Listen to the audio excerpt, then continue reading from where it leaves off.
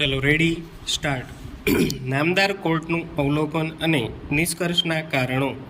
સદર અરજીના સંદર્ભમાં ઉભય પક્ષોની દલીલો સાંભળી અને તપાસના કાગળો વંચાણે લીધા, જેથી પક્ષકારોની મૌખિક દલીલો અને રજૂઆતોનું તેમજ ઉપરોક્ત ચર્ચાનું પુનરાવર્તન ટાળવાનો અહીં વ્યાજબી અને યથાર્થ પ્રયાસ કરવામાં આવેલ છે. પેરા. સદર કેસની હકીકતો તથા તપાસના કાગળો સાગમટે વંચાણે લેતા સ્પષ્ટપણે પ્રતિબિંબિત થાય છે કે સદર કેસની તપાસ હજી ચાલુ છે. આરોપી સામેનો આક્ષેપિત ગુનો ગંભીર પ્રકારનો છે. તેમ છતાં તપાસ એજન્સીને આરોપીની પૂછપરછ કરવા માટે પૂરતો સમય આપવામાં આવેલ છે. બીજી બાજુ આરોપી પણ તપાસમાં સાથ સહકાર આપવા તૈયાર છે. સદર કેસના અન્ય આરોપી જામીન મુક્ત થયેલા છે, જેથી હાલના આરોપીને જામીન મુક્ત કરવામાં આવ્યેથી કેસના ગુણદોષ ઉપર પ્રત્યક્ષ કે પરોક્ષ રીતે વિપરીત અસર થાય તેમ જણાતું નથી. આરોપી અત્રેની નામદાર કોર્ટની સ્થાનિક હકૂમતમાં રહેતા હોવાની બાબત પણ નોંધનીય છે.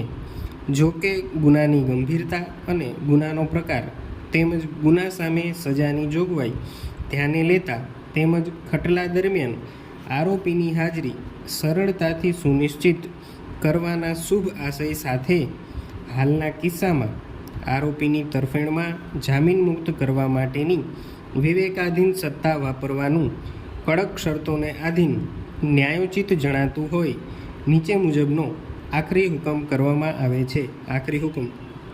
સદર જામીન અરજી આથી મંજૂર કરવામાં આવે છે.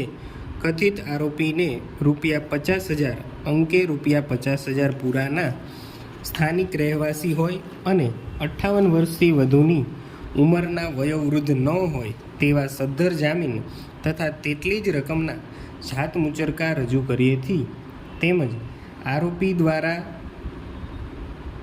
₹10,000 અંકે ₹10,000 પૂરાના રોકડ જામીનગીરી પેટે ભરપાઈ કર્યેથી નીચેની શરતોને આધીન જામીન મુક્ત કરવાનો હુકમ કરવામાં આવે છે. પેરા.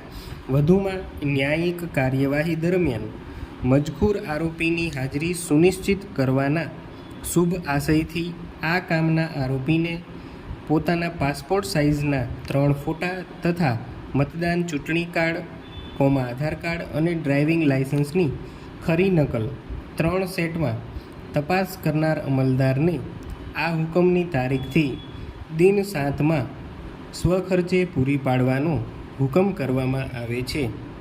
વધુમાં આ કામના આરોપીને પોતાના હાલના રહેઠાણનું સરનામું તથા મૂળ વતનનું ટપાલનું પૂરેપૂરું સરનામું તેમજ મોબાઈલ નંબર પૂરશીશથી જાહેર કરવાનો હુકમ કરવામાં આવે છે તથા તપાસ કરનાર અમલદારશ્રીને સ્પષ્ટપણે સૂચિત કરવામાં આવે છે કે તેમણે મજકૂર આરોપીની હાલના ગુનામાં કથિત સંડોવણી બાબતે આરોપી જે પોલીસ સ્ટેશનની સ્થાનિક હકૂમતમાં રહેતા હોય કે ધંધો રોજગાર કરતા હોય ત્યાંના જવાબદાર પોલીસ અધિકારીને સદર હુકમની નકલ તથા આરોપીની ઓળખના તથા રહેઠાણના આધાર પુરાવા બિન અચૂક મોકલી આપવા.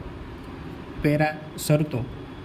અરજદાર આરોપીએ સદર હુકમની તારીખથી દિન 7માં પોતાના પાસપોર્ટ નામદાર કોર્ટમાં રૂબરૂ હાજર થઈને જમા કરાવવો. સ્ટોપ. જો પાસપોર્ટ ન ધરાવતા હોય તો તે મુજબનું સોગંદનામું કરવું.